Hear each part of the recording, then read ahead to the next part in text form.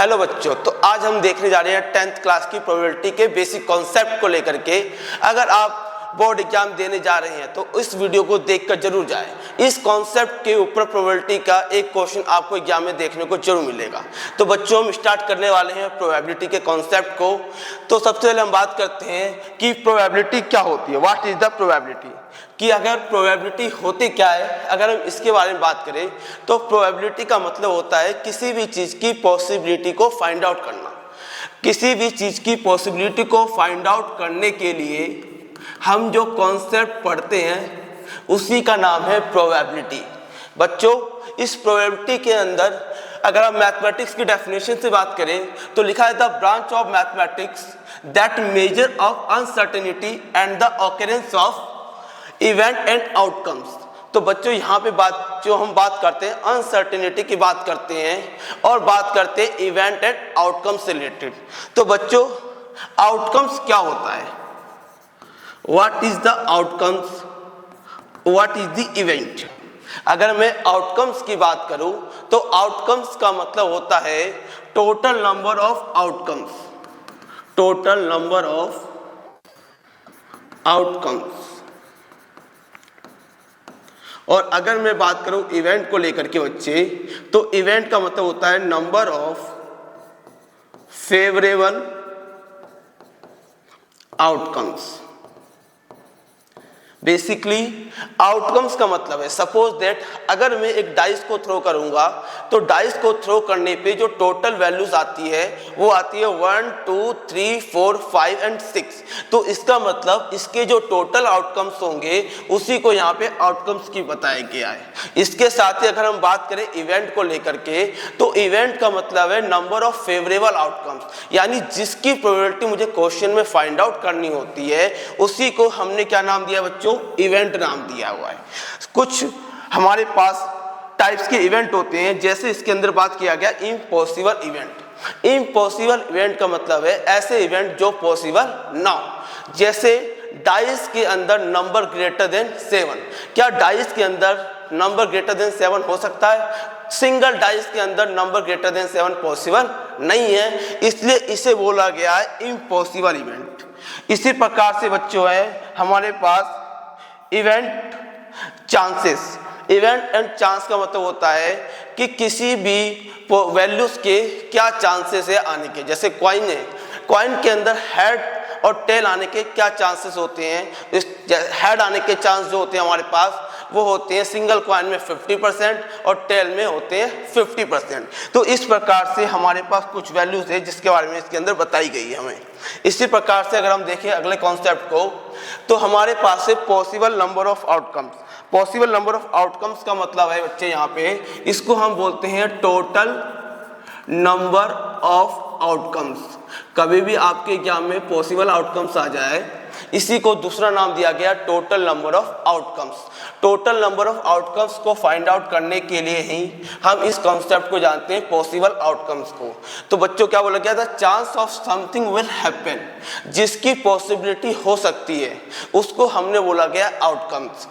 We can use words such as impossible, unlikely, possible, even chances, likely and uncertain. Example, it is unlikely to rain tomorrow. जैसे हम बोलते हैं कि rain आने की क्या प्रोबेबिलिटी होगी, तो ये भी क्या हमारे पास हम प्रोबेबिलिटी निकाल रहे हैं, पॉसिबिलिटी फाइंड आउट कर रहे हैं। तो इस प्रकार से हम यहाँ पे पॉसिबल आउटकम्स, रेन आ भी सकता है और रेन नहीं भी आ सकता, 2 चांस हो गए तो टोटल हमारे पे चांसेस हो गए। इस प्रकार से हम फाइंड आउट करते हैं। आगे देखेंगे बच्चों हम यहाँ पे, अगला है हमारे पास ट्रायल। ट्रायल क्या होता है, किसी भी चीज को हम जब थ्रो करते हैं, हमारे जो एक्सपेरिमेंट होते हैं उसे हमने क्या नाम दिया बेटा, ट्रायल नाम दिया है। इस प्रकार से हम इसको देखते हैं। Trial, a trial is when experiment is performance, जब हमारा परफॉर्मेंस होता है कोई भी एक्सपेरिमेंट, जब हम कोई भी एक्सपेरिमेंट करते हैं उसको हम नाम दिया है ट्रायल। अगली बात करें आउटकम्स, तो आउटकम्स का मतलब सेम बताया बच्चों मैंने आपको, number of total number of outcomes जो भी होते हैं उसको हमने नाम दिया गया है outcome. And outcome is a result of random experiment. जो भी आपके रैंडम एक्सपेरिमेंट होते हैं, जो भी उसका रिजल्ट आता है, that is called outcomes. Example के लिए, when we roll a dice getting 6 an outcome. जैसे हमने एक डाइस को थ्रो किया, उसके अंदर 6 आने के चांसेस कितने होंगे? तो 6 आने के चांस कितने होते हैं बेटा? उसके अंदर 1। तो इस प्रकार से ये आपके आउटकम्स कहलाते हैं। इसी प्रकार से अगर हम बात करें इवेंट के बारे में, तो इवेंट के बारे में हमारा होता है number of favourable outcomes. Number of favourable outcomes, इसको हमने बोला गया है इवेंट। जो भी आपका इवेंट होता है, इसका मतलब है नंबर ऑफ फेवरेबल आउटकम। जिसकी प्रोबेबिलिटी मुझे फाइंड आउट करनी होती है, उसको हम बोलते हैं नंबर ऑफ फेवरेबल आउटकम। जैसे अगर एक डाइस को थ्रो करेंगे, उसके अंदर इवन आने की प्रोबेबिलिटी क्या होगी? तो सिंगल डाइस को हम जब थ्रो करते हैं, तो सिंगल डाइस के अंदर आउटकम्स आते हैं हमारे पास 6, और इसके अंदर जिसकी प्रोबेबिलिटी मुझे फाइंड आउट करनी होती है, वो होती है हमारे पास इवन नंबर, यानी 2, 4, 6। तो प्रोबेबिलिटी इस प्रकार से फाइंड आउट करते हैं, और ये इवेंट क्या होता है? Number of favourable outcomes.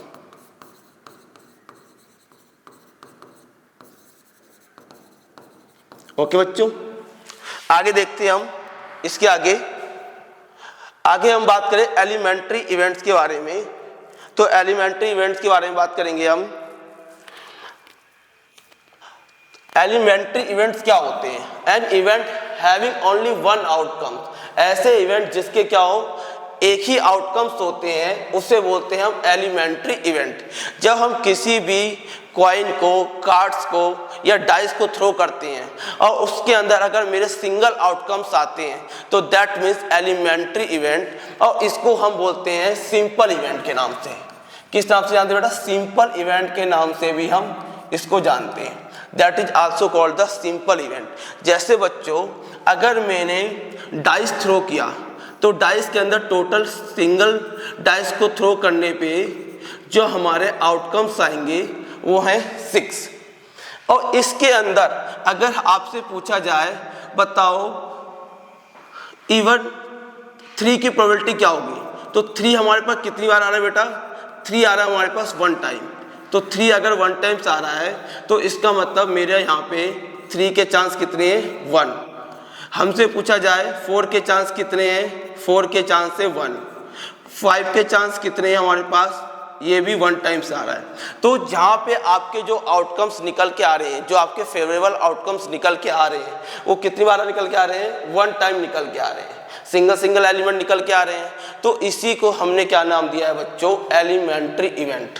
आगे हम देखते हैं अगला हमारा कॉन्सेप्ट है इम्पॉसिबल इवेंट। क्या बच्चे? इम्पॉसिबल। इम्पॉसिबल इवेंट का मतलब होता है ऐसे इवेंट जो पॉसिबल ना हो, जिसकी पॉसिबिलिटी ना हो, ऐसे इवेंट को नाम दिया गया इम्पॉसिबल। जैसे बच्चों, मैंने आपको एग्जांपल दिया था कि डाइस के अंदर नंबर ग्रेटर देन 7, तो इसकी जो चांसेस होंगे वो क्या होंगे बच्चे? उसके जो चांसेस होंगे वो इम्पॉसिबल है, क्योंकि डाइस के अंदर कभी भी नंबर ग्रेटर देन 7 हो ही नहीं सकता। इसी प्रकार से ध्यान रखना बच्चों, कभी भी इम्पॉसिबल इवेंट की जो प्रोबेबिलिटी होती है, probability of impossible event, it would be 0। वो क्या होगा? हमेशा 0 होगा। That's a very important. अगर आपसे पूछा जाए कि इम्पॉसिबल इवेंट की प्रोबेबिलिटी क्या होगी, तो हम इसको लेके चलते हैं 0 के इक्वल। इसी प्रकार से अगला कॉन्सेप्ट हम जानेंगे श्योर इवेंट के बारे में। तो श्योर इवेंट क्या होता है? श्योर इवेंट ऐसे इवेंट होते हैं जिनकी श्योरिटी होती है। इसको हम पॉसिबल इवेंट के नाम से भी जानते हैं, जिसकी पॉसिबिलिटी दिखाई देती है। Possible events. तो an event has 100% probability of occurrence is called sure event. जिसकी 100% पॉसिबिलिटी होती है आने की, उसको हमने श्योर इवेंट नाम दिया है बच्चों। श्योर इवेंट के अंदर अगर हम बात करें, तो जैसे अगर आपसे पूछा जाए डाइस के अंदर नंबर, इवन नंबर की प्रोबेबिलिटी, तो डाइस के अंदर इवन नंबर हमारे पास होते हैं 2, 4 एंड 6, तो ये हमारे श्योर इवेंट हो गए। तो ध्यान रखना बच्चों, total probability of occurrence of sure event is 1। जो आपके श्योर इवेंट की प्रोबेबिलिटी होती है, वी आर कंसीडर 1। तो ये दो बहुत ही इंपॉर्टेंट कंसेप्ट है जो आपको ध्यान रखना है कि कभी भी अगर श्योर इवेंट की प्रोबेबिलिटी आपसे पूछेगा तो आपको प्रोबेबिलिटी ऑफ इवेंट को 1 के इक्वल लेके चलना है, और अगर आपसे इम्पॉसिबल इवेंट की प्रोबेबिलिटी पूछ रहा है तो इसका मतलब इसके जो प्रोबेबिलिटी होती है वी आर कंसीडर 0। नेक्स्ट हम देखने जा रहे हैं बच्चों, जो है हमारे पास प्रोबेबिलिटी का फॉर्मूला। तो बच्चों प्रोबेबिलिटी का बहुत ही इंपॉर्टेंट फॉर्मूला है जिसको हम देखने जा रहे हैं, और ये फॉर्मूला है हमारे पास probability of event. Probability of event का फॉर्मूला होता है हमारे पास number of favourable outcomes upon में total number of outcomes. Number of outcomes favourable to E number of all possible outcome of the experiment, यानी जो भी आपके टोटल नंबर ऑफ आउटकम्स होते हैं उसे हमने नीचे लिखते हैं, और जो भी आपके फेवरेबल आउटकम्स होते हैं उसको हम ऊपर लिखते हैं। और यहाँ पे हमने लिखा है प्रोबेबिलिटी ऑफ ई। बेटा यहाँ पे जो प्रोबेबिलिटी ऑफ ई है, इस ई का मतलब होता है इवेंट। इस ई का मतलब क्या होता है बेटा? इवेंट। इस प्रोबेबिलिटी के अंदर दो कॉन्सेप्ट आपको जानने जरूरी है। जो सबसे पहले एक है बेटा आपका सैंपल स्पेस। सैंपल स्पेस जिसको हम रिप्रेजेंट करते हैं एस के द्वारा, और इसकी जो वैल्यू होती है इसको बोलते हैं टोटल नंबर ऑफ आउटकम्स। क्या बोलते हैं इसको हम? Total number of outcomes. Sample space का मतलब होता है टोटल नंबर ऑफ आउटकम्स, और यहाँ पे जो इवेंट है इसका मतलब होता है नंबर ऑफ फेवरेबल आउटकम्स। जो भी आपके फेवरेबल आउटकम्स होते हैं उससे हमने क्या नाम दिया है? इवेंट नाम दिया है। और जो भी हमारे टोटल नंबर ऑफ आउटकम्स होते हैं उसे हमने नाम दिया है सैंपल स्पेस। ठीक है बच्चों, ये दो इंपॉर्टेंट बातें इस प्रोबेबिलिटी के अंदर। जैसे अगर बच्चों हमसे बोला जाए कि अ coin it tossed 1 times, what is the probability of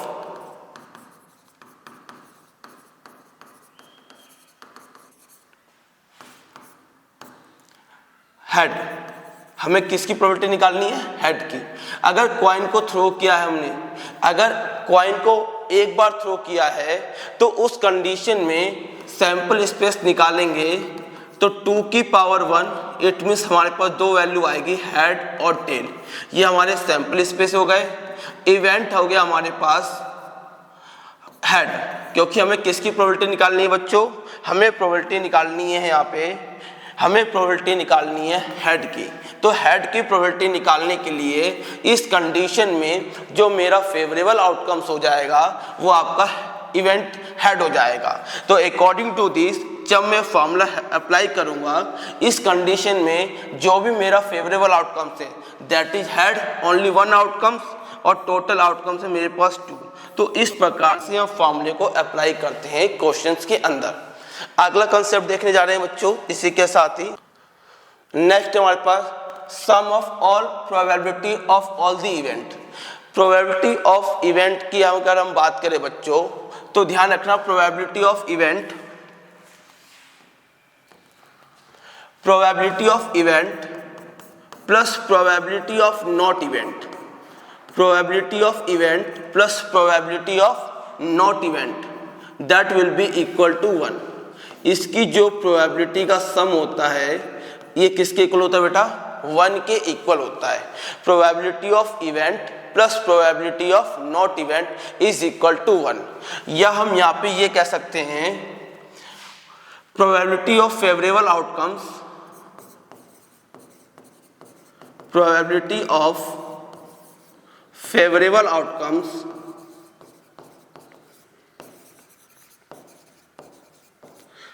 plus probability of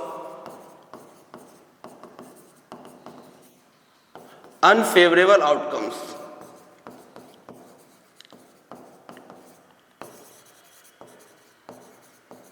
is equal to 1। उसका जो सम होता है बेटा किसके इक्वल होता है? 1 के इक्वल होता है। ये आपको ध्यान रखना है। जैसे बच्चों एक एग्जाम्पल की बात करें हम यहाँ पे, अगर हमें एक एग्जाम्पल लेके चलो आपके पास, सपोज दैट हमने बात किया यहाँ पे probability a coin is tossed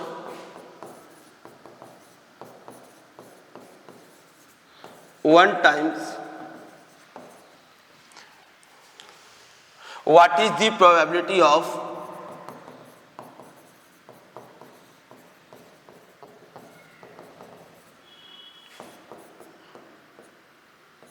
tell. हमें किसकी प्रोबेबिलिटी निकालनी है बेटा? टेल की प्रोबेबिलिटी निकालनी है। अगर मैंने कॉइन को थ्रो किया है तो सैंपल स्पेस निकालने का फॉर्मूला 2 की पावर n यानी 2 की पावर 1, हमारे पास सैंपल स्पेस आ गया बेटा हमारे पास 2। इस कंडीशन में जो सैंपल स्पेस आएंगे हमारे पास या तो हेड होगा या फिर टेल होगा। अगर मैं प्रोबेबिलिटी ऑफ इवेंट की बात करूं तो जिसकी प्रोबेबिलिटी मुझे फाइंड आउट करनी है, मुझे इसके अंदर किसकी प्रोबेबिलिटी फाइंड आउट करनी है बेटा? मुझे फाइंड आउट करनी है इसके अंदर टेल की प्रोबेबिलिटी। तो टेल मेरे पास कितनी बार है? 1 टाइम्स, और टोटल आउटकम से मेरे पास 2 टाइम्स। तो इस प्रकार से ये मेरा प्रोबेबिलिटी ऑफ इवेंट आ गया। प्रोबेबिलिटी ऑफ नॉट इवेंट क्या होगा? अगर मैं प्रोबेबिलिटी ऑफ नॉट इवेंट की बात करूं बच्चे, तो प्रोबेबिलिटी ऑफ नॉट इवेंट जैसे मैं ई डैश बोलता हूं, तो ई डैश का मतलब है बच्चे यहां पे number of unfavourable outcomes, number of unfavourable outcomes. और ई का मतलब होता है number of favourable outcomes, number of favourable outcome. इसको हम बोलते हैं ई और इसको बोलते हैं ई डैश। ये दो इंपॉर्टेंट बातें। अब जिसकी प्रोबेबिलिटी मुझे पूछी गई थी वो मेरे लिए इवेंट का काम करेगा, और जिसकी प्रोबेबिलिटी मुझे नहीं निकालनी है, किसकी नहीं निकालनी बच्चों? मुझे प्रोबेबिलिटी नहीं निकालनी है हेड की। तो यहाँ पे नॉट इवेंट या ई डैश को हम बोलते हैं एच, और इस कंडीशन में जो ई डैश की प्रोबेबिलिटी आएगी वो मेरे पास आ जाएगी 1/2। इस प्रकार से बच्चों अगर probability of event plus probability of not event की वैल्यू को फाइंड आउट करें तो इसकी value 1/2 plus 1/2 that will B 2/2, और यहाँ से वैल्यू आपके पास निकल के आती है 1।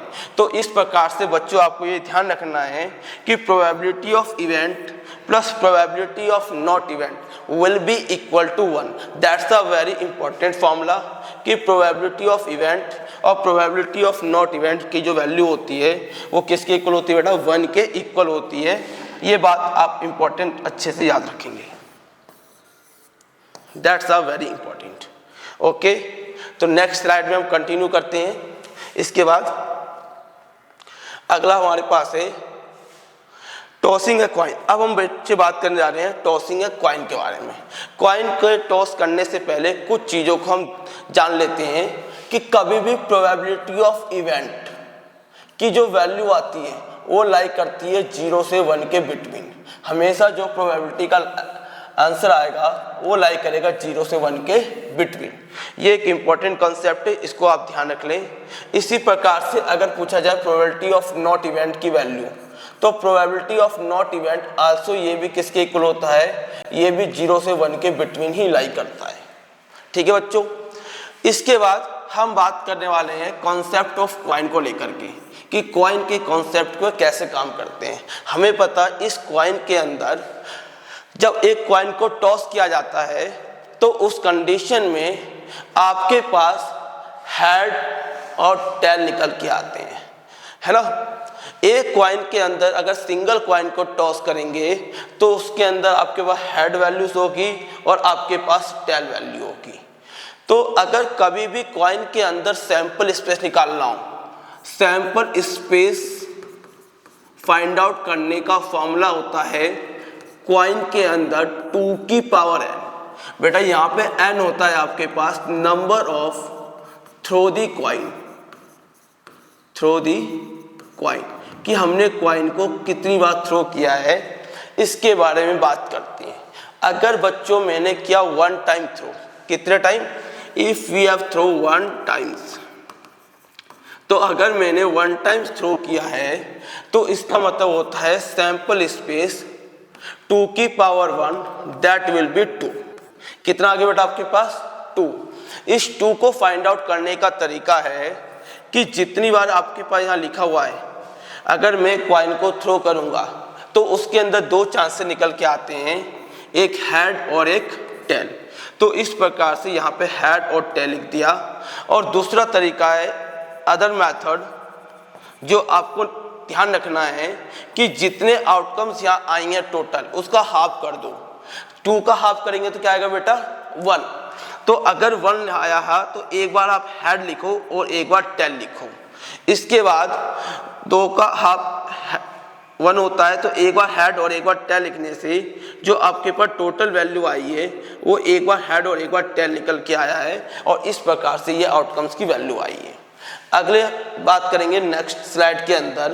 तो हेड और टेल आपके दो आउटकम्स होते हैं इसके अंदर जब भी हम टॉस अ सिंगल कॉइन। अगर मैं सिंगल कॉइन को टॉस करता हूं तो मेरे पास जो टोटल आउटकम्स निकल के आते हैं दैट विल बी 2। आगे हम बात करें बच्चों यहाँ पे, इसके बाद तो हमारे पास है टॉसिंग अ 2 कॉइन। अगर मैंने कॉइन को 2 टाइम्स थ्रो किया है बच्चों, 2 कॉइन्स को अगर मैं थ्रो करूंगा, this is the coin first and this is the coin second. ये आपके पास कॉइन 2 है। 2 कॉइन को अगर मैं टॉस करूंगा, अगेन मेरे पास फॉर्मूला होता है 2 की पावर n। कितनी बार थ्रो किया 2 टाइम्स, तो n की वैल्यू क्या हो जाएगा बेटा आपके पास, यहाँ पे n की वैल्यू हो जाएगी 2 और यहाँ से आंसर आएगा आपके पास 4। कितना आएगा बेटा 4। अगर कॉइन को 1 टाइम थ्रो किया तो n की वैल्यू हमने 1 कंसिडर करी। अगर टॉसिंग 2 कॉइन, अगर हम 2 कॉइन को टॉस कर रहे हैं तो we are consider n is equal to 2 and हमारे पास जो वैल्यू निकल के आई टोटल क्या निकल के आई बेटा 4। ये 4 वैल्यू आपके पास कौन कौन से हो सकते हैं, तो दोनों तरफ हेड हो सकता है, एक तरफ हेड टेल, टेल हेड और टेल टेल हो सकता है। बच्चों इसी चीज को अगर मैं अपने फॉर्मूले से निकालूं तो सिंपल सा कंसेप्ट है, जितने आउटकम से ये आपके टोटल नंबर ऑफ आउटकम से, total number of outcomes that will B total number of outcomes. तो इसका हाफ करो, 4 का हाफ करेंगे तो क्या आएगा बेटा 2। तो आप यहाँ पे 2 बार हेड लिखो, 2 बार टेल लिखो। 2 का हाफ क्या होता है बेटा 1। तो अब 1 time head 1 time tail, head head tail tail. 4 था हमारे पास टोटल आउटकम, इस 4 को मैंने क्या कर दिया हाफ कर दिया। 4 का हाफ करेंगे तो क्या आ जाएगा 2, इसलिए 2 टाइम्स हेड और 2 टाइम्स टेल लिखा है। 2 का हाफ करेंगे तो होता है 1, हेड टेल हेड टेल। तो इस प्रकार से मेरे पास टोटल नंबर ऑफ आउटकम्स निकल के आ गए 4।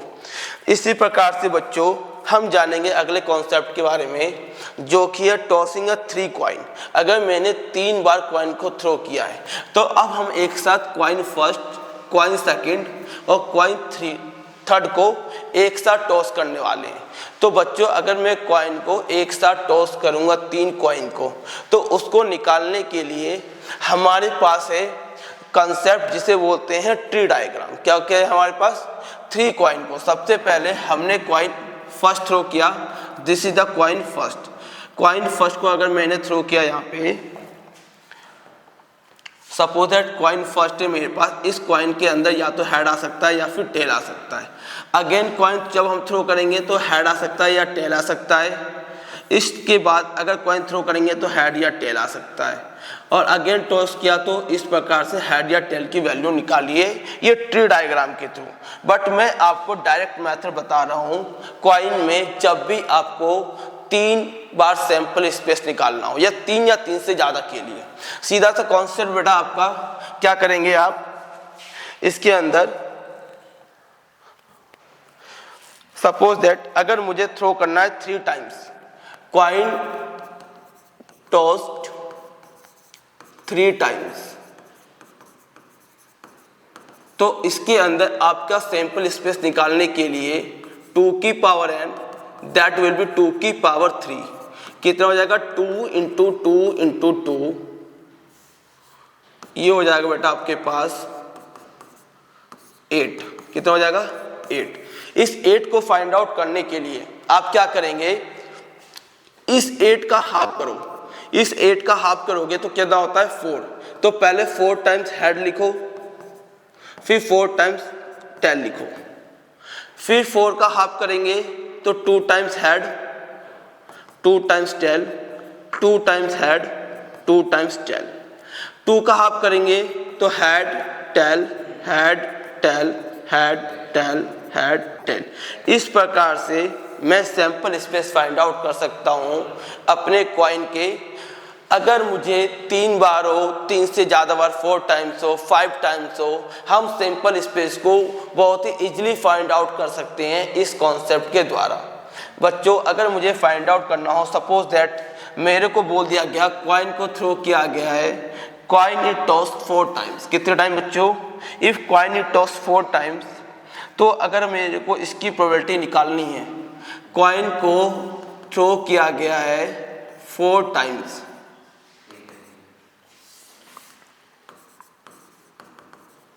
टोस्ट, अगर 4 कॉइन को हमने टोस्ट किया है तो इस कंडीशन में वी आर कंसिडर 2 की पावर n, और n इस बार हमारे पास हो जाएगा 4, दैट विल बी 16। ये कितना हो जाएगा आपके पास? 16 वैल्यू हो जाएगी। अगर कॉइन को 4 टाइम्स थ्रो किया गया है या 4 कॉइन टोस्ट किया गया है, इन दोनों का मतलब सेम होता है बच्चों। 4 कॉइन टोस्ट बोल दे या coin is tossed 4 times, both are same. ऐसी कंडीशन में टोटल आउटकम्स कितना है बेटा आपके पास? 16। इस 16 का आप करते जाओ हाफ। कैसे आप करते हैं? जो भी आपके पास वैल्यू आई है इसका हाफ करोगे तो 16 का हाफ क्या होता है? 8। तो 8 टाइम्स हेड लिखो, 1 2 3 4 5 6 7 8, और 8 टाइम्स टेल लिख दो, 1 2 3 4 5 6 7 8। 8 का हाफ करेंगे तो क्या आएगा बेटा? 4। 4 टाइम आप हेड लिखो, 1 2 3 4, 1 2 3 4।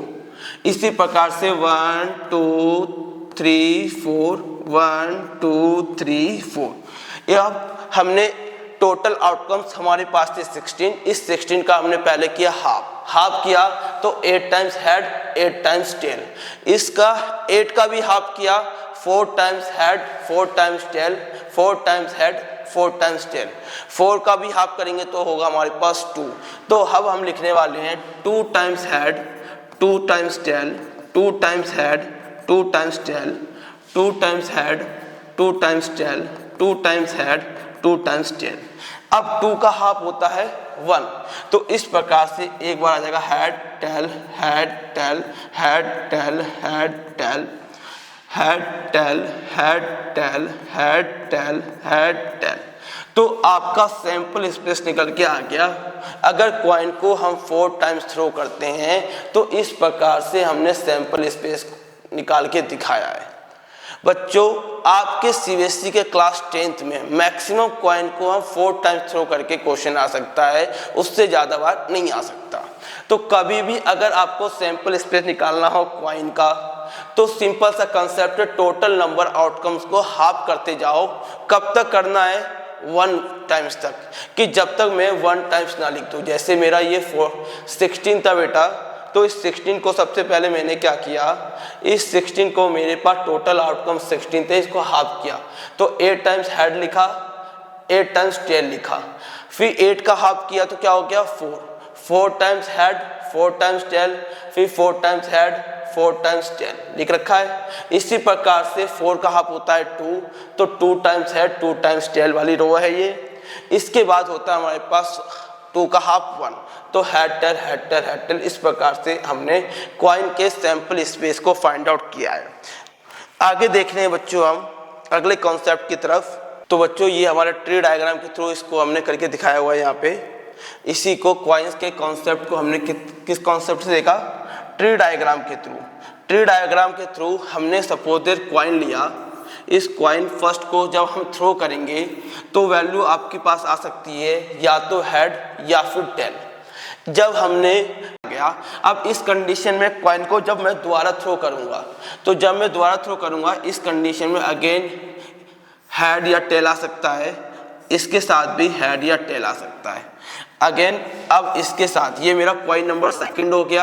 अब कॉइन नंबर थर्ड में यहाँ से शुरू करने वाला हूँ, तो इसके अंदर भी आपको हेड टेल मिल सकते हैं।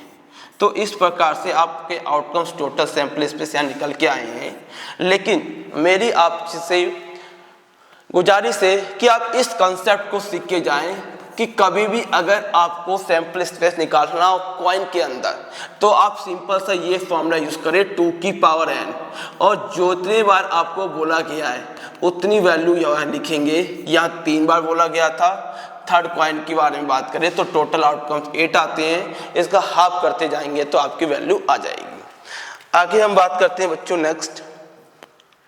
अब हम बात करने वाले हैं डाइस को लेकर के। किसके बारे में बच्चे? रोलिंग अ डाइस। अगर मैं डाइस के अंदर बात करूं बच्चों तो डाइस के अंदर आपके पास टोटल आउटकम्स जो होते हैं दैट विल बी 6, और इसी को हमने क्या नाम दिया हुआ है? सैंपल स्पेस नाम दिया है। क्या दिया बेटा इसका? Sample space. इसी को हमने सैंपल स्पेस नाम दिया है, और टोटल जो ये वैल्यू है आपकी दैट विल बी 6, इसलिए टोटल आउटकम्स को हमने यहाँ पे 6 लिखा है। इसी प्रकार से बच्चों अगर हम बात करें यहाँ पे इसके अंदर कुछ इंपॉर्टेंट कंसेप्ट होते हैं सिंगल डाइस के अंदर जो सीबीएसई का फेवरेट क्वेश्चन होता है, एक बार हम उसको भी पॉइंट ऑफ व्यू कर लेते हैं। जैसे अगर आपसे पूछे टोटल आउटकम्स कितने होते हैं डाइस के अंदर, कभी भी डाइस के अंदर अगर सैंपल स्पेस निकालना हो तो हम फॉर्मूला लगाएंगे 6 की पावर n। बेटा हमने 6 की पावर n ही क्यों यूज किया? क्योंकि सिंगल डाइस के अंदर टोटल वैल्यू होती है 6, इसलिए ये 6 आया। और अब हम जितनी बार कॉइन को थ्रो करेंगे वो आपकी n की वैल्यू हो जाएगी। सिमिलरली अब मैंने आपको कॉइन के सैंपल स्पेस निकालने का फॉर्मूला बताया 2 की पावर n। बेसिकली ये जो 2 आया है ये इसलिए आया है क्योंकि मैं अगर कॉइन को सिंगल टाइम थ्रो करूंगा तो उसके अंदर 2 पॉसिबल आउटकम्स होते हैं, हेड या टेल, इसलिए सिंगल कॉइन की वैल्यू को कंसीडर किया। अब जितनी बार मैं यहाँ पे कॉइन को थ्रो करूंगा दैट विल बी n। तो इस प्रकार से हम फॉर्मूले को कंसीडर करके चलते हैं। तो बच्चों हम बात कर रहे थे यहाँ पे डाइस के बारे में। डाइस के अंदर अगर मैंने डाइस को 1 टाइम्स थ्रो किया है तो इस कंडीशन में हमारे पास सैंपल स्पेस निकालने का फॉर्मूला होता है 6 की पावर n। तो 1 टाइम्स थ्रो किया है तो दैट विल बी 6 की पावर 1, तो आपके पास ये वैल्यू आ जाएगी 6। तो आपके पास सैंपल स्पेस निकल के आगे बेटा 1 2 3 4 5 6। अब इसके अंदर हमसे एग्जामिनर अलग अलग चीज़ें कंसीडर करके पूछता है। जैसे पूछेगा बच्चों बताओ इसके अंदर नेचुरल नंबर कितने होते हैं। क्या पूछ लेगा आपसे? How many natural number in this sample space. तो अगर मैं नेचुरल नंबर की बात करूं तो आपके पास नेचुरल नंबर होते हैं इसके अंदर 1 2 3 4 5 एंड 6। अगर आपसे पूछ ले इवन नंबर्स तो इसके अंदर टोटल इवन नंबर होते हैं आपके पास 2 4 6। अगर आपसे बोलते हैं तो ऑड नंबर होते हैं आपके पास 1 3 5। अगर आपसे बोलते हैं प्राइम नंबर तो प्राइम नंबर होते हैं आपके पास 2 3 5। बेसिकली प्राइम नंबर क्या होता है बच्चों? तो प्राइम नंबर का मतलब है ऐसे नंबर जिसके आपके ओनली 2 फैक्टर। कितने फैक्टर हो? ऐसे नंबर जिसके 2 फैक्टर होते हैं उसे हम प्राइम नंबर बोलते हैं। जैसे बच्चे अगर हम डाइस के अंदर देखें तो डाइस के अंदर 2 ये 1 से जाता है और 2 से जाता है, 3 1 की टेबल से 3 की टेबल से, 5 1 की टेबल से 5 की टेबल से। तो 2 3 5 एक ऐसे नंबर है जो कि प्राइम नंबर के अंदर कंसीडर करे जाते हैं डाइस के अंदर। इसी प्रकार से इवन प्राइम नंबर की अगर बात करें, हम किसकी बात करें? Even prime number. तो इवन प्राइम नंबर क्या होता है? तो अगर मैं इवन प्राइम नंबर की बात करूं तो ऐसे नंबर जो प्राइम भी हो और इवन भी हो उसको हम इवन प्राइम कहते हैं। जैसे अगर मैं अपने डाइस के अंदर की बात करूं तो 2 एक लौता ऐसा नंबर है पूरे प्राइम नंबर की सीरीज में, और साथ में हमारे डाइस के अंदर सिंगल डाइस के अंदर 2 एक ऐसा नंबर है जो इवन भी है और प्राइम भी है, इसलिए इसको नाम दिया गया इवन प्राइम नंबर। क्या नाम दिया गया बच्चों इसको? That will be called even prime number.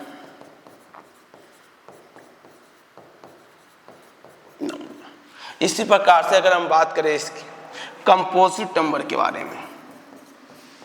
तो कंपोजिट नंबर आपके पास होते हैं डाइस के अंदर, वो होते हैं 4 और 6।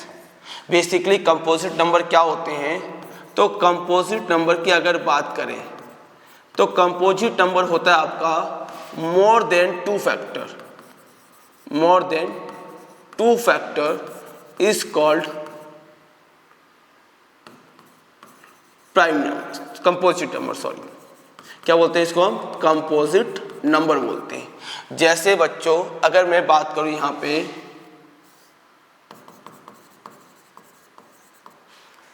एग्जाम्पल में, हमारे पास डाइस के अंदर है, तो डाइस के अंदर मेरे पास वैल्यूज मिलती है 4। अगर मैं 4 को देखूं तो 4 का 1 फैक्टर, 2 फैक्टर एंड 4। इसी प्रकार से 6 को देखेंगे 1, 2, 3 एंड 6। जो 6 है वो 1 की टेबल में, 2 की टेबल में, 3 की टेबल में एंड 6 की टेबल में आता है। तो इसके कितने फैक्टर है बेटा? इसके फैक्टर है मेरे पास टोटल कितने फैक्टर हो गए? How many factor are there? 1, 2, 3 and 4। तो इसके 2 से ज़्यादा फैक्टर है, इसलिए इसको कंपोजिट नंबर में रखा गया है।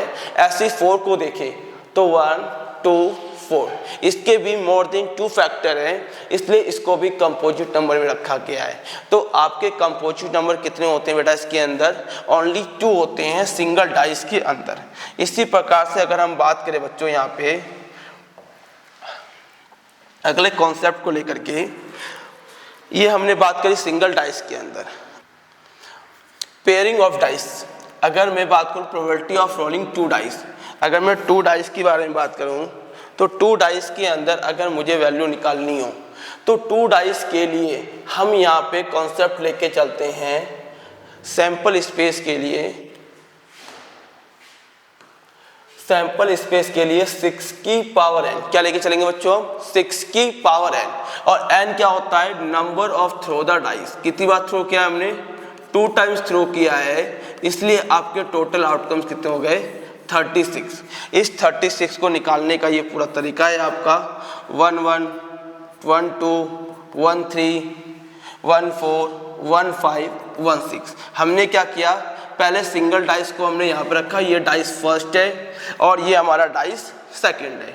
This is the dice 2, dice second and dice first. अगर मैं थ्रो करूँगा तो 1 1 आ सकता है, अगर मैं थ्रो करूँगा तो 1 के साथ 2, 1 के साथ 3, 1 के साथ 4, 1 के साथ 5, 1 के साथ 6। इसी प्रकार से 2 के साथ 1, 2 के साथ 2, 2 के साथ 3, 2 के साथ 4, 2 के साथ 5, 2 के साथ 6। सिमिलरली 3 के साथ 1, 3 के साथ 2, 3 के साथ 3, 3 के साथ 4, 3 के साथ 5, 3 के साथ 6। तो इस प्रकार से हमने टोटल आउटकम्स निकाला है 6 तक। तो ये हमारे टोटल आउटकम्स निकालने का तरीका होता है डाइस के अंदर। इस डाइस के अंदर हमसे पूछेगा sum of resultant of 2 dice, sum of resultant of 2 dice. अगर मुझे 2 डाइस के सम का रिजल्टेंट क्या होगा उसके बारे में बात करें तो मिनिमम जो सम होगा आपका वो आपको देखने को मिलेगा। अगर मैं 2 डाइस को थ्रो करूं तो मिनिमम सम आपका जो निकलेगा वो निकलेगा 2। आपका कम से कम सम देखने को मिलेगा बेटा 2। कैसे? आप देखो, अगर मैं डाइस को थ्रो करूं, पहली डाइस और दूसरी डाइस, तो मिनिमम दोनों डाइस में वैल्यू क्या आ सकती है? 1 1 आ सकती है। तो इसलिए मिनिमम जो सम होगा रिजल्टेंट ऑफ 2 डाइस का वो क्या हो सकता है? 2। इसी प्रकार से मैक्सिमम सम कितना हो सकता है? तो मैक्सिमम सम की अगर बात करें तो आपके पास maximum sum of resultant of 2 dice that will be 12। कितना होगा बेटा आपके पास? 12। मिनिमम सम आपको 2 देखने को मिलता है और मैक्सिमम सम आपको 12 देखने को मिलता है रिजल्टेंट ऑफ 2 डाइस के अंदर। इसी के अंदर अगर मैं बात करूं बच्चों आपको नेक्स्ट कंसेप्ट को लेकर के, तो आपको ध्यान रखना है बच्चों यहाँ पे जो आपके पास क्वेश्चन यहाँ से बन के आते हैं। अगर मैंने कॉइन को 2 टाइम्स थ्रो किया, कितने टाइम? सॉरी, डाइस को थ्रो किया 2 टाइम्स। अगर मैं 2 टाइम्स थ्रो करूंगा डाइस को तो 6 की पावर 2 दैट विल बी 36। अब ये जो 36 आउटकम्स है इसकी वैल्यू को अगर हमने देखा तो हमारे पास क्या क्या चीज़ें आई बेटा, हमारे पास वैल्यू आई थी 1,1, 1,2, 1,3, 1,4, 1,5, 1,6। इसी प्रकार से 2,1, 2,3, 2,4, 2,5, 2,1, 2, ये हमने यहाँ पे मिस कर दिया है, 1 मिनट, 2,2, 2,3, 2,4, 2,5, 2,6, 3,1, 3,2, 3,3, 3,4, 3,5, 3,6। सिमिलरली नेक्स्ट रो होगा 4,1, 4,2, 4,3, 4,4, 4,5, 4,6। इसी प्रकार से 5,1, 5,2, 5,3, 5,4, 5,5, 5,6, and the last row that will be 6,1, 6,2, 6,3, 6,4, 6,5 and 6,6। इस प्रकार से हमारे टोटल हमारे पर 36 आउटकम्स आते हैं। अब बच्चों अगर मैं बात करूं यहाँ पे आपसे कि सम ऑफ टू, ये जो रिजल्टेंट है आपका ये है सम ऑफ टू, तो सम ऑफ टू आपका कितनी बार है वो मुझे मिलेगा 1,1 से। तो इसकी प्रोबेबिलिटी क्या हो जाएगी सम ऑफ टू की, तो probability of sum of two हो जाएगा 1/36। इसी प्रकार से सम ऑफ 3 की बात करें, जब मुझे पेयर ऑफ डाइस के अंदर सम जो है वो 3 मिले, तो अगर आप देखोगे सम 3 मिलने के जो चांसेस है वो है बेटा आपके पास 1,2, 2,1। That will be probability sum of 3 कितना हो जाएंगे बेटा आपके पास, ये हो जाएंगे आपके 2/36। ऐसे सम ऑफ रिजल्टेंट ऑफ डाइस की अगर मैं बात करूँ 4, तो 4 के चांस कितने हैं आपके पास, तो आप देखोगे बेटा 4 के चांस जो है आपके पास वो है कुछ ये वाली वैल्यू, ये सम ऑफ 2, ये सम ऑफ 3, ये सम ऑफ 4 को डिफाइन करते हैं। ऐसे ही सम ऑफ 5 की बात करें तो ये आपको सम ऑफ 5 देगा। इसी प्रकार से अगर बात करें तो ये सम आपको देने वाला है 6, ये सम आपको देने वाला है 7। इसी प्रकार से ये आपको सम देगा 8। इसी प्रकार से अगर हम देखें ये हो गया सम ऑफ 9, ये हो गया आपका sum of 10 and that will be sum of 11 and ये हो गया आपका सम ऑफ 12। तो ये आपका सम ऑफ 9 है, ये सम ऑफ 10, ये सम ऑफ 11 एंड ये सम ऑफ 12। तो सम के अकॉर्डिंग प्रोबेबिलिटी यहाँ से बनती है। सम ऑफ 4 के अंदर आप देखोगे 1,3, 2,2, 3,1, इसकी वैल्यू आ जाएगी 3/36। कितना आ जाएगा बेटा आपके पास 3/36।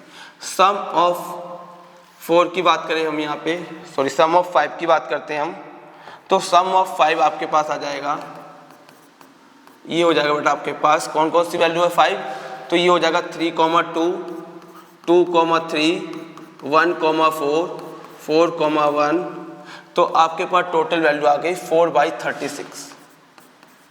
इसी प्रकार से अगर मैं बात करूँ sum of resultant of 2 dice is 6, तो सम ऑफ 6 की अगर बात करें तो 1,5, 5,1, 4,2, 2,4। इसी प्रकार से आपके पास कौन सी वैल्यू है सम ऑफ 6 की बात करें तो टोटल आउटकम्स आपके पास आ गए सम ऑफ 6 की अगर बात करें 1,5, 2,4, 3,3।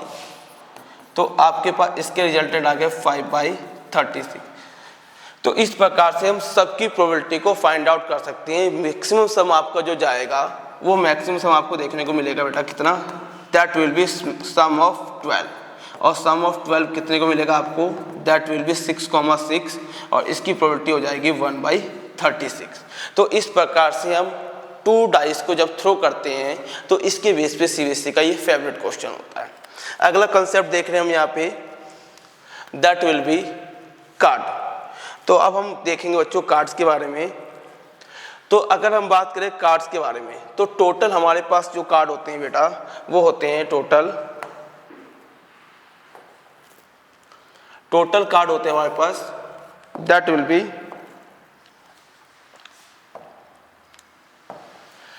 52 कार्ड। कितने होते हैं बेटा हमारे पास, टोटल कार्ड होते हैं हमारे पास 52। इस 52 कार्ड को हमने 2 भागों में डिवाइड कर दिया, red and black, red card and black card. तो हमारे पास टोटल 52 कार्ड्स थे, इसको हमने 2 पार्ट में डिवाइड कर दिया। एक को हमने कर दिया red and black, red suit and black suit. Total 52 थे, इसको हाफ हाफ डिवाइड कर दिया 26 एंड 26 के अंदर। अब अगर हम बात करें रेड सूट के अंदर कौन कौन से कार्ड होते हैं, तो रेड के अंदर होते हैं हमारे पास हार्ट, डायमंड, और ब्लैक सूट के अंदर होता है हमारे पास स्पेड एंड क्लब। इसको भी हमने इक्वली डिवाइड किया, तो दैट इज 13, 13, 13 एंड 13। अगर मैं बात करूं क्लब कार्ड कैसा दिखता है, तो that is the symbol of club card. कुछ जब आप कार्ड के पत्ते देखोगे, कार्ड के आपको ब्लैक कार्ड की क्लब का ये सिंबल दिखेगा, हार्ट के लिए आपको ये सिंबल दिखेगा, स्पेड के लिए आपको ये सिंबल दिखेगा, और डायमंड में आपको ऐसा सिंबल देखने को मिलता है। तो इस प्रकार से हम सिंबल देखते हैं कार्ड्स के, कुछ इस प्रकार से ये सिंबल होते हैं। जो ये है, ये आपको बताता है हार्ट का, ये आपको बताता है डायमंड का, ये आपको बताएगा, ये आपको बताता है बच्चे किसका, क्लब का,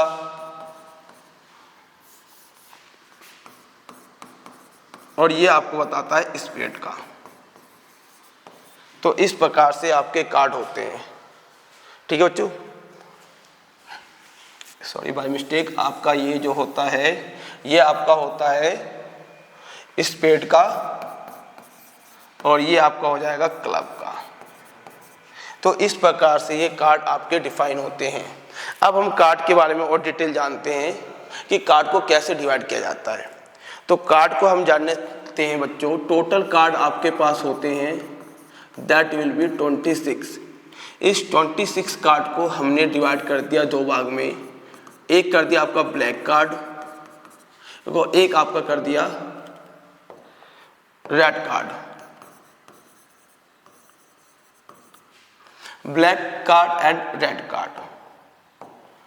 अब अगर हम देखें, इस ब्लैक कार्ड को हमने डिवाइड कर रखा है क्लब एंड स्पेड। ये भी टोटल आपके 26 होते हैं, ये भी आपके टोटल कितने होंगे बेटा, ये भी आपके 26 होंगे। इस कार्ड को हमने डिवाइड कर देखा है डायमंड, हार्ट। अगर हम बात करें डायमंड टोटल कितने होते हैं, दैट विल बी 13, और हार्ट भी कितने होते हैं 13। इसी प्रकार से अगर मैं बात करूं ब्लैक के अंदर, ब्लैक के अंदर क्लब होते हैं 13 एंड स्पेड भी कितने होते हैं 30। इसी प्रकार से अगर हम बात करें कुछ कॉमन कार्ड्स के अंदर, तो सबसे पहले हम बात करते हैं यहाँ पे बच्चों, हम यहाँ बात करने वाले हैं एस कार्ड के बारे में। किसके बारे में, एस कार्ड, जिसे हम इक्का भी बोलते हैं। तो बेटा अगर एस कार्ड की बात करें, तो क्लब के अंदर एस होता है आपका, स्पेड के अंदर भी एस होगा, डायमंड के अंदर भी एस होगा, और हार्ट के अंदर भी आपका एस होगा। तो इस प्रकार से हर एक के अंदर आपको एस देखने को मिलता है। तो टोटल एस कार्ड की अगर मैं बात करूं, तो टोटल एस कार्ड होते हैं आपके पास, that will be 4। Total ace card कितने हो गए आपके पास 4। अगर आपसे पूछा जाए रेड एस कार्ड के बारे में, तो ये आपके होते हैं 2। ब्लैक एस कार्ड के बारे में अगर हम बात करें, ये भी होगा आपका 2। ठीक है। अगर डायमंड का एस कार्ड बोला जाए, डायमंड का इक्का, तो डायमंड का इक्का होता है आपका 1। इसी प्रकार से हार्ट का इक्का, हार्ट एस कार्ड आपका होता है 1, क्लब एस कार्ड आपका होगा 1 और स्पेड एस कार्ड आपका होगा 1। तो टोटल एस कार्ड आपके होते हैं 4। अगर हमसे बोला जाए बताओ नॉन एस कार्ड कितने होते हैं, तो नॉन एस कार्ड आपके होंगे बच्चे total, that will be 52 minus 4, it means 48। ये 48 को हम नॉन एस कार्ड कंसिडर करते हैं। ऐसे कार्ड जो इक्के नहीं हैं वो होते हैं आपके 48। इसी प्रकार से इसके अंदर आपको बताया जाता है फेस कार्ड के बारे में। अगर मैं फेस कार्ड की बात करूं, किंग, क्वीन एंड जैक, ये आपके फेस कार्ड के नाम से जाने जाते हैं। कौन से बेटा? फेस कार्ड की अगर मैं बात करूं तो ये आपके होंगे king, queen and jack, that will be called face card. King, queen and jack, ये हमारे फेस कार्ड जानते हैं। अब इस फेस कार्ड को हम डिटेल से देखने वाले हैं। तो बच्चों आगे की बात करते हैं हम फेस कार्ड से रिलेटेड। तो ये हमारे कुछ कार्ड्स थे, इसको अभी इससे पहले हम ये देख लेते हैं। टोटल 52 कार्ड थे। इस 52 कार्ड को हमने डिवाइड कर दिया red card and black card. Red card के अंदर हमारे पास total 13 heart, 13 diamond, black card के अंदर 13 क्लब एंड 13 स्पीड। इसके बाद अगर हम बात करें तो हर एक के अंदर आपको एक कार्ड कॉमन देखने को मिलता है जिसे हम बोलते हैं फेस कार्ड। क्या बोलते हैं बेटा? Face card. तो अगर मैं फेस कार्ड के बारे में बात करूं आपसे,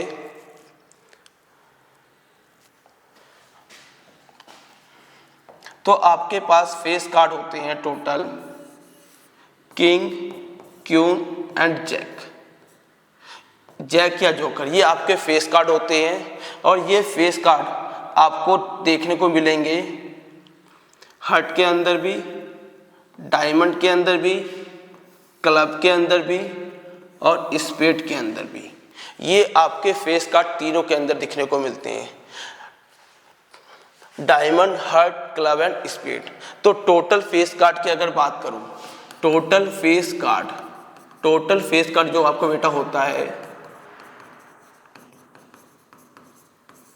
ये आपके होते हैं बेटा 12। ठीक है, 3 आपके होते हैं हार्ट के अंदर, 3 होते हैं डायमंड के अंदर, 3 होते हैं क्लब के अंदर और 3 होते हैं स्पीड के अंदर। तो इस प्रकार से टोटल फेस कार्ड हो गया वो आपका हो गया बेटा कितना? 12। अगर आपसे पूछा जाए बताओ रेड फेस कार्ड कितने होंगे, तो रेड फेस कार्ड होगी बेटा आपके पास 6। अगर बोला जाए ब्लैक फेस कार्ड कितने होंगे, तो ब्लैक फेस कार्ड होते हैं आपके पास अगेन 6। डायमंड के अंदर फेस कार्ड कितना होगा बेटा, तो डायमंड के अंदर फेस कार्ड होगा आपके पास 3। हार्ट के अंदर फेस कार्ड कितना होता है, तो हार्ट के अंदर फेस कार्ड होता है 3। क्लब के अंदर फेस कार्ड कितना होता है, क्लब के अंदर भी होता है आपके पास 3। इसी प्रकार से स्पेड के अंदर फेस कार्ड, तो स्पेड फेस कार्ड आपके पास होते हैं टोटल 3।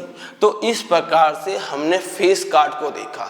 अगर आपसे पूछा जाए नॉन फेस कार्ड, तो नॉन फेस कार्ड आपके पास होते हैं that will be 52 minus 12 is equal to 40। ध्यान रखना, अगर आपसे नॉन फेस कार्ड पूछा जाए तो टोटल आपके कितने होते हैं, दैट विल बी 40। वो आपके 40 दिखाई देती हैं इसके अंदर। एक सूट्स के अंदर अगर 1 सूट्स के अंदर बात करूं तो 1 सूट के अंदर टोटल कार्ड होते हैं 13।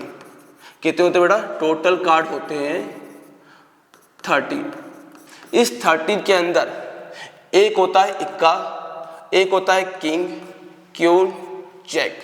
इसके अलावा जो कार्ड बचे हुए हैं उसमें लिखी होती है काउंटिंग। क्या लिखी होती है बेटा? काउंटिंग, जो कि आपके पास होती है 2, 3, 4, 5, 6, 7, 8, 9 एंड 10।